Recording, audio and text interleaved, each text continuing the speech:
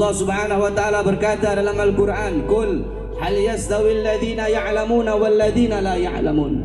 Allah katakan dalam Al-Qur'an, "Qul," katakanlah, apakah sama orang-orang yang alim, orang-orang yang berilmu dan orang-orang yang tidak berilmu? Apakah sama orang-orang yang tahu dengan orang-orang yang tidak tahu? Apakah sama orang-orang yang alim dengan orang-orang yang bodoh? La yastawuna abada. Tidak akan pernah sama. La fid dunya wala fil akhirah. Di dunia tidak sama, di akhirat tidak sama. Apanya tidak sama? Keadaannya tidak sama, ibadahnya tidak sama, duduknya tidak sama, makannya tidak sama, minumnya tidak sama, tidurnya tidak sama, tidak sama. Jangan kita samakan orang alim dengan orang bodoh, jangan kita samakan, karena tidak akan pernah sama. Orang alim duduknya ibadah, makannya ibadah, tidurnya ibadah. Bahkan tidurnya orang alim, tidurnya orang yang berilmu lebih ditakuti oleh iblis daripada sholatnya orang yang bodoh. Tidak sama, tidurnya ibadah, makannya ibadah.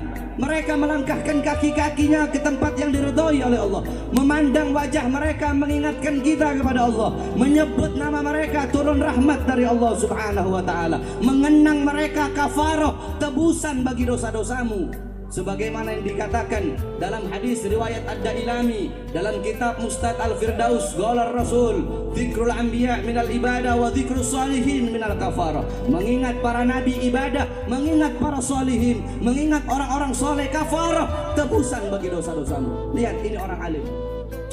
Jadi jangan-jangan kita samakan orang alim, orang yang berilmu. Kalian yang suka duduk di majelis ilmu dengan orang yang tidak suka duduk di majelis ilmu tidak sama keadaannya.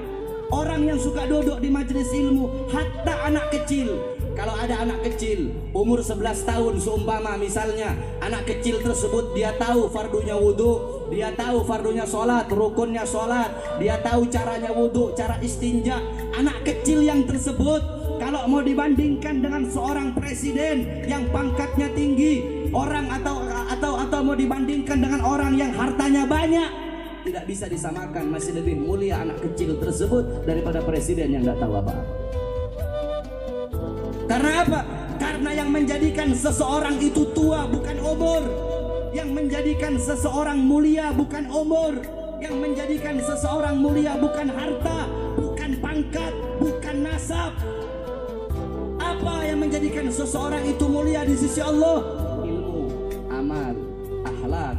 Ini menjadikan seseorang mulia di sisi Allah.